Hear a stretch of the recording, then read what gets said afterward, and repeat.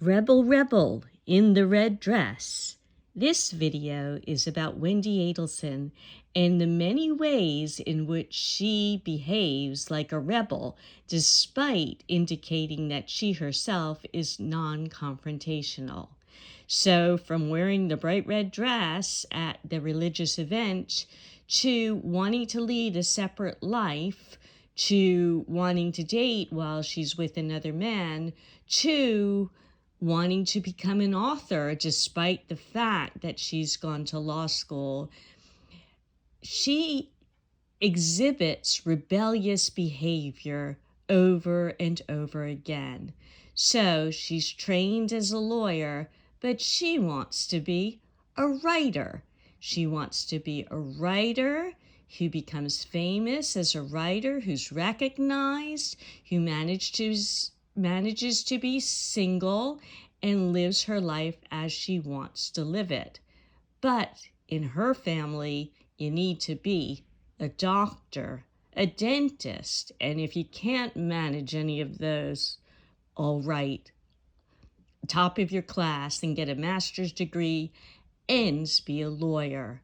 But you need to go to a good law school and you need to have a job that at least pays the bills. We'll watch your kids, but you be something. You need to shine because that's what we do.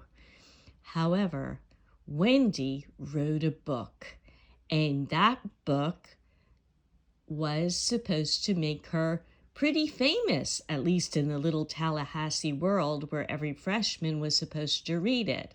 And what a perfect solution. I don't need to be married. I don't need to be working as a lawyer. I don't need to follow my family's rules or my husband's rules or my in-laws' rules. I can write this book and speak the truth about my life while I'm doing it and live off of that. That will be complete freedom, complete rebelliousness in the bright purple or bright red dress, not those grays and blacks that I have to wear in the courtroom.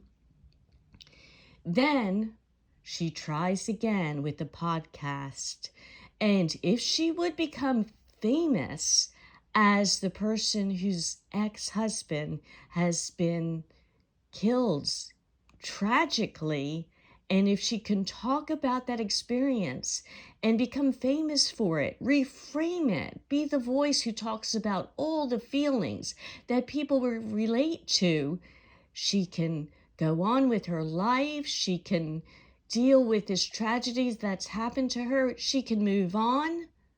Much like Corey Richens, who was writing a children's book about grief for her children after her husband's demise, possibly, allegedly, at her hands. But that did not work either. So both of the creative writing endeavors that Wendi Adelson attempted turned out to be evidence of her callousness. So it completely backfired. The book, in retrospect, is a cold one of a woman leaving her husband who's not so bad. And the second podcast or radio show where she's talking about her experience is all about her and seems very insensitive to the man who's passed away. Then, when her mother is arrested and we hear those jail calls, once again, the